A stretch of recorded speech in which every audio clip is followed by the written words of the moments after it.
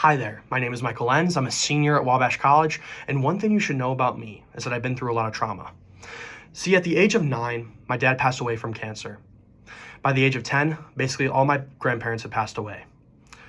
Today, I struggle with OCD and anxiety, as well as a fear of failure after my time here at Wabash. In this speech, I'll be telling you about two of my key positionalities, which is my experience with OCD and anxiety, which is a positionality I did not choose, and my pursuit of higher education, which is a positionality I choose to maintain. Let's start with OCD and anxiety. Growing up, I always knew something was not normal with my brain. In middle school, high school, and even in college, I spent countless hours worrying about random things and worrying about my grades and homework. See, to the common person, anxiety may seem normal, and OCD may seem simply like a disorder associated with making things organized, making your room exactly perfect and clean. But OCD is much more than this. Take a story of mine. It was my junior year of Wabash College, first semester. I started having health anxiety. I thought I had heart disease. I thought I had cancer. Constant chest pains made me anxious, and I thought I had obsessions associated with the fear of death and dying.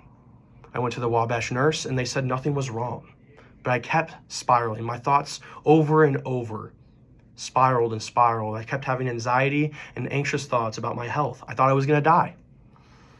In my head, it kept going over and over and over. Good heartbeat in my chest. Good heartbeat in my wrist, consistent with my heart. Regular heart rhythm. I would tell myself this over and over, almost 50 times a day. I thought I had heart disease, and even at one point, I even thought I had cancer. But really, I just had OCD and anxiety. According to the National Institute of Mental Health, 2.3% of all U.S. adults have OCD. Comparatively, 19.1% of all U.S. adults have anxiety. This is me. I have OCD and anxiety. This is a marginally situated positionality, given that those with mental health conditions may be seen as more insane, less normal, incompetent.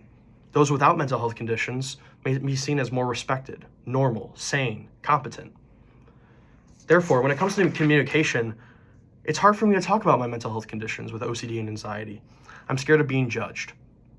And I'm scared that people are going to think of me differently and not want to talk to me because of these conditions I have. But as a person, I've grown. I have more self-confidence, and I have tougher skin. I'm willing to communicate and be more empathetic to others because I've gone through a lot myself. And I'm empathetic towards others because of that. Overall, I'm more willing to talk to my close friends, my close family members, and to other people in non-judgmental settings such as this at Wabash College about my OCD and anxiety. And that leads me to my second positionality, associated with higher education, my pursuit of it at Wabash College more recently.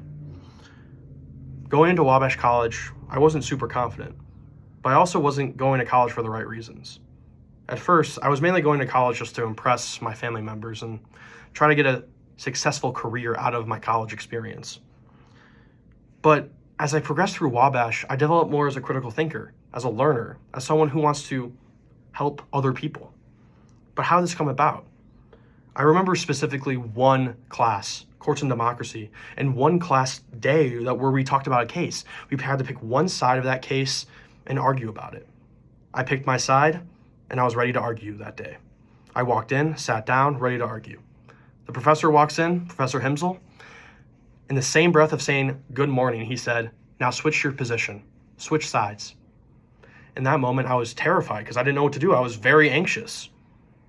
But then I switched sides, argued the other position, and I tried to argue that position from the perspective of the other person. I critically was thinking for myself to further better myself and other people. In this instance, it went well. And I learned a lot from this occurrence because I grew as a person by critically thinking and thinking in the other person's shoes. Now, a pursuit of higher education may be seen as dominantly situated, but I would argue that pursuing an education like Wabash, a liberal arts education, is more marginally situated, given that it's more focused on critical thinking instead of one specific skill for the purpose of making money.